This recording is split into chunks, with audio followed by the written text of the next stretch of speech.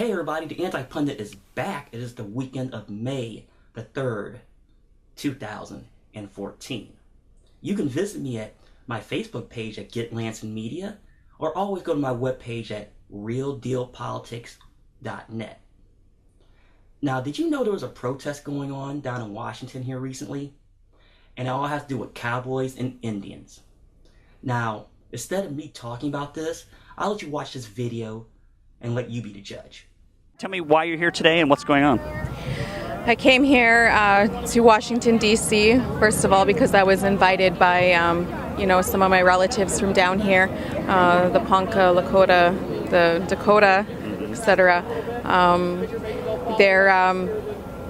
They're facing a pipeline that's going to carry bitumen that's being extracted from our traditional territory up there in Alberta, the Treaty 6 and Treaty 8 territories.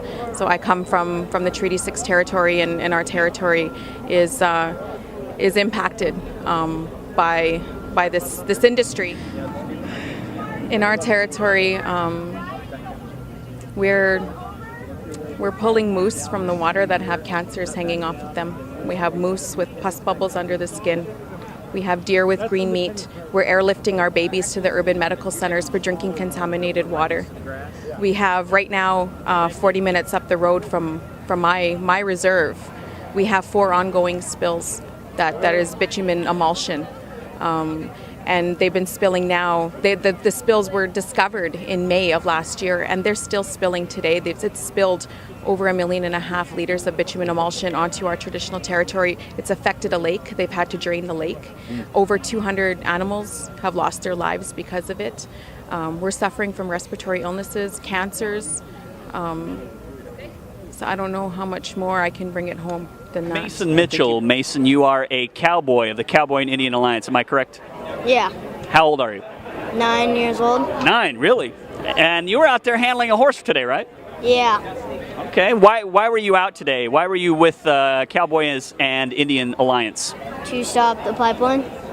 We are trying to tell Obama to not allow the permit to go through, that this pipeline is not safe. We are very concerned with our water.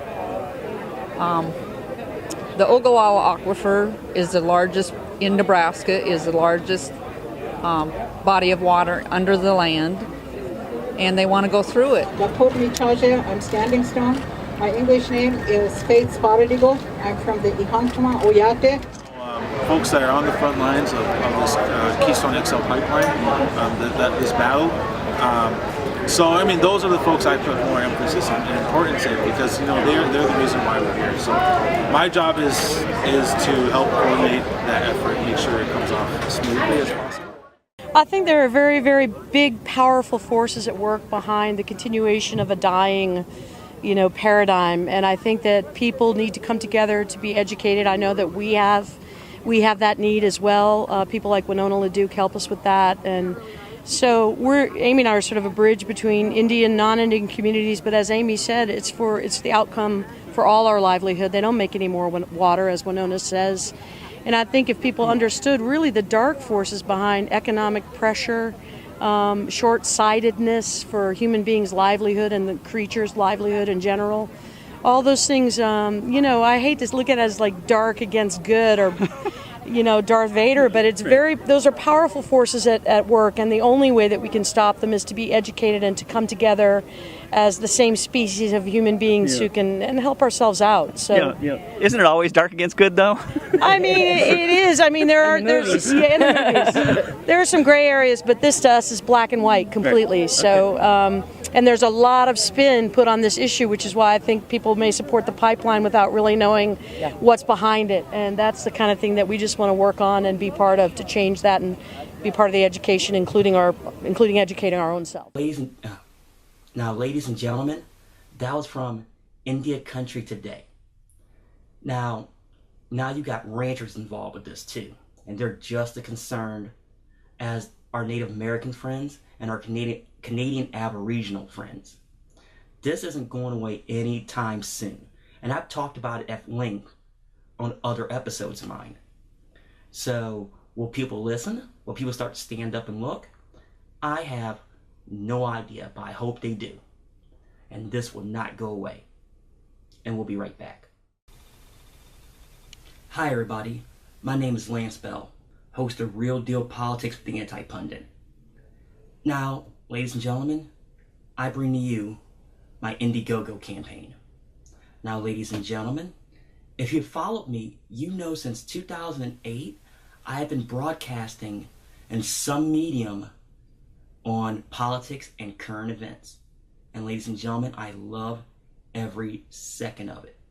Now, conversely, for the last year and a half or so, I've been doing everything online as far as visual media. Now, ladies and gentlemen, I'm having tons and tons of fun with it. But it comes to a point now where I'm ready to step up my game.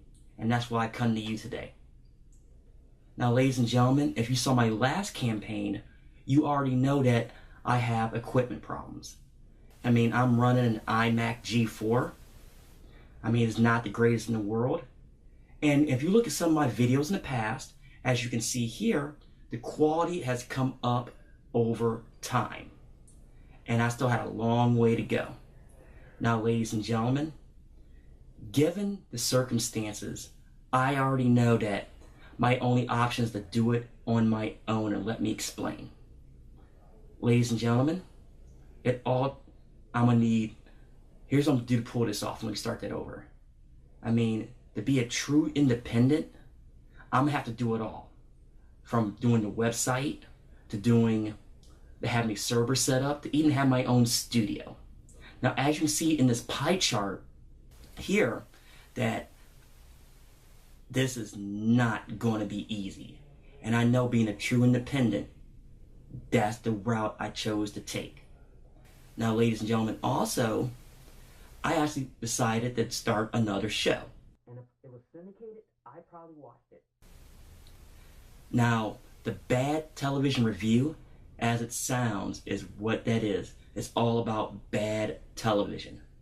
Now, I've seen people out there doing, movies, music videos. There's a lot of sites just does games. But you know what?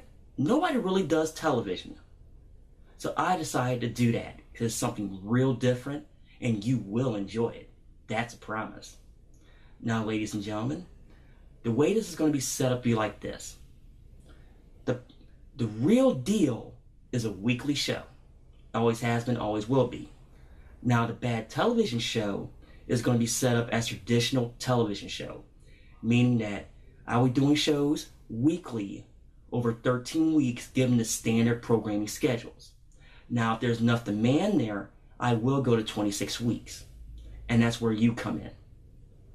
I work for you, meaning that I love what I do, but if you didn't watch, it didn't matter. Now, as you can see, as far as the rewards, there are some rewards out there, and they will be being added as we go along. Now, remember, this is no fluff, this is real talk. And I know, and I hope you understand that. But remember, I'm not going anywhere anytime soon, and it's about you. I'm Lance Bell. We're back. Now, did you realize in your area you could have a primary next week? Well, it's that time of year again. Now, I'm not going into how much they're spending already. I can spend an entire show on that. But I decided to jump around and see what kind of ads are out there. Now, I got on Death and Taxes webpage for some strange reason, and I saw some interesting ads. Now, before I start looking at those ads, we're going to look at, and I hope I don't butcher your name, Steve Raji. Now, here's his ad, and here's what he stands for. Since President Obama took office, the number of Americans on food stamps has risen by 60%. Corporate welfare is just as bad, with companies like Exxon and General Motors milking taxpayers out of billions. Hi, I'm Steve Raji. Taxpayers are working hard to pull the cart, while others just go along for the ride. My solutions and my vote will change that, as everyone that can must help pull that cart. I'm Steve Raji, and I approve this message. Now, I'll be the first person to admit I know nothing about Iowa's 1st District. But if you look at his webpage and his platform, you might not agree with everything, but the man has a plan. And after all, it always starts with one. So I hope he does well, and I hope people show his support or the candidate their choice there in Iowa's 1st District. Now moving on, there's another ad I'm going to show you. Now this is from a lady there in the Midwest. Well, let's take a look at this ad. I'm Joni Ernst. I grew up castrating hogs on an Iowa farm. So when I get to Washington, I'll know how to cut pork.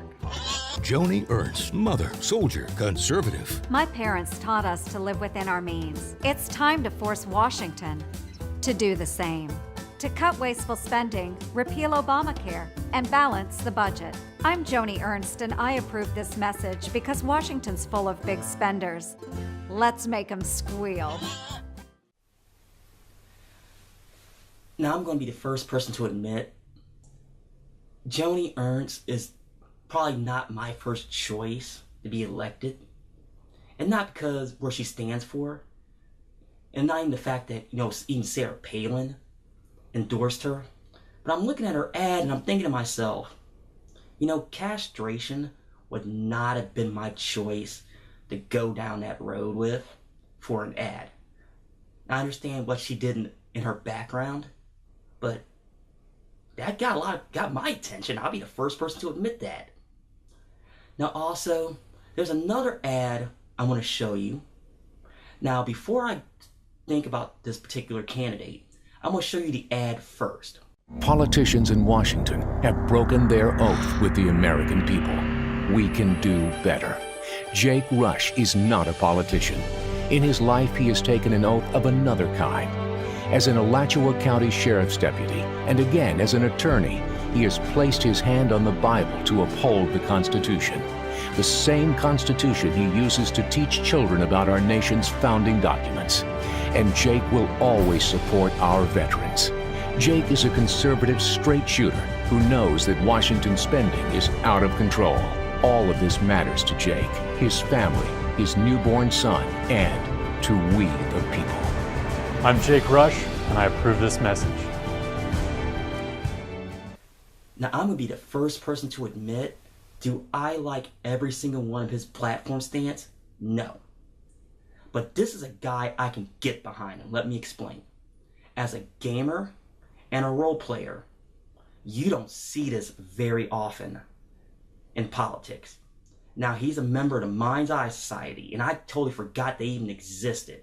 And I should know better than that, and I apologize for you that might be watching this as a member. I mean, he's going to stand what he stands for. And I know that sounded redundant, but he's not backing down on what he believes in, and he's running in Ted Yoho's district. And I know that's a long road to go, and I hope he does well. And I'm trying to get some type of video statement from him, if possible. So keep that in mind. And finally, I have to go to, down to Tennessee. Now, when I saw this, I didn't think he was running again. But since he's back on there, let's take a look at his video.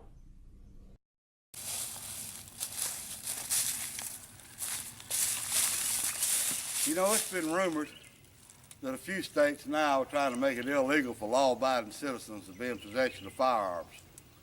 Our own Thomas Jefferson once said that when people fear the government, there's tyranny. But when a government fears the people, there's freedom. If I'm elected governor of this great state, I promise that your right to keep and bear arms shall not be infringed. There you go.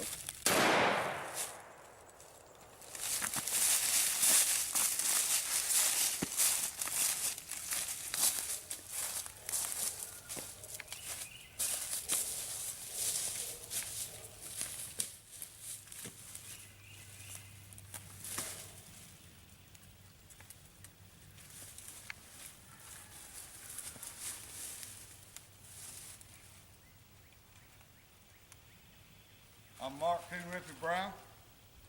I approve this message and this hamburger.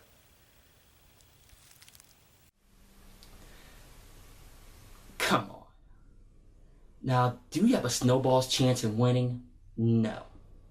And looking at that video, okay, you can say, okay, he might have a shot with the core Second Amendment people, but looking at this picture with a raccoon on your shoulder,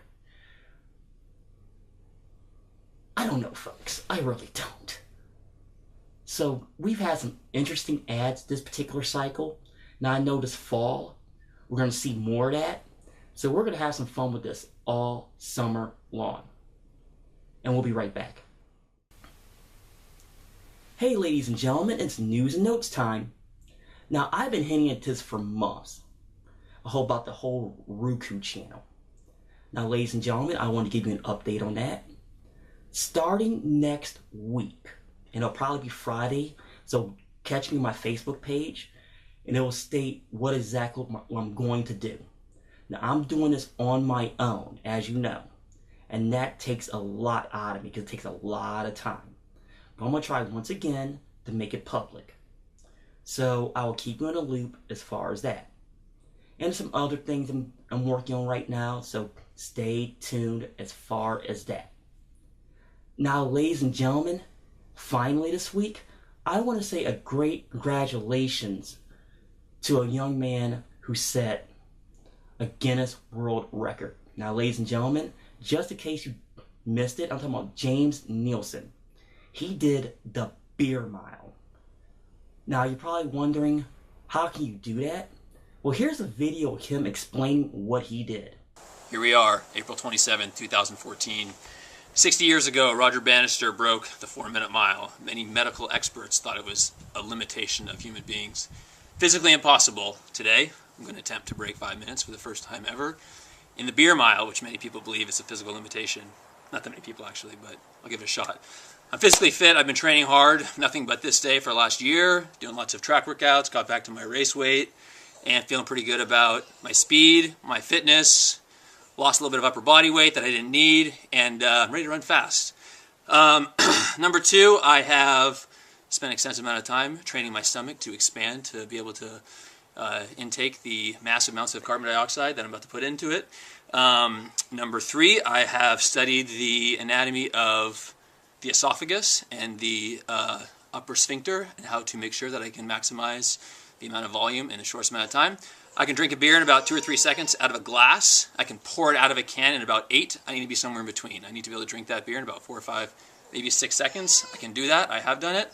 I need to do it 4 times in a row because I'm not fast enough to do anything else. I've consulted with some of the best chemical minds on the planet about the chemistry composition of beer and carbon dioxide displacement within a can. There needs to be an optimal temperature in order to raise the CO2 from a beer into the top of the head so that when you pop it, as much CO2 exits as possible. Is that about it? I guess finally, and most importantly, I've mastered the physics of fluid dynamics and air displacement. The biggest challenge for me is not drinking the beer fast and not running fast. It's going to be getting that beer out of the can as quickly as possible and inhaling it so I can put those beers down in about 4 or 5 seconds as opposed to 10 or 12. Because if I do it in 10 or 12, it's not going to happen. Anyways, that's it. First ever sub-5 beer mile. You're witnessing history. Let's go to the track. Here we are. New world record in the beer mile. First ever sub-5. How do I know that? Because if I don't break the record, I'm not going to show anyone this footage. So, about to witness the beer mile. What exactly is a beer mile? 4 beers, 4 laps. Pound beer 1, run a lap. Pound beer 2, run lap 2. Pound beer 3, run lap 3. Pound beer 4, run lap 4. Finish the race. It's pretty simple. There's a 10-meter exchange zone. The beer needs to be consumed within the 10 meters. It's a full mile, 1,609.344 meters. I will start right there. I will finish right there. I will not be advancing the beer during my drinking, even though technically some people let you do that. I want to make sure there's no asterisk next to my name. I'll grab the beer, I'll pound it, won't advance, and then show the contents are empty by putting it upside down on my head, throw it in the trash can, and head on out. Other than that, pretty simple. Beer needs to be consumed in a can. No bottles, no shotgunning, no straws, no wide mouth. Just a good old-fashioned beer. I've got Budweiser. It's 5% alcohol. That's the minimum needed. I think that's about it. Don't do this unless you're 21 years of age in the U.S., 18 or 19 in Canada, depending on where you live. And make sure you have a designated driver. My beautiful wife will be doing that. And that's pretty much what we have here today. Hope you enjoy my pain. Now, I'll be the first person to admit I couldn't do it.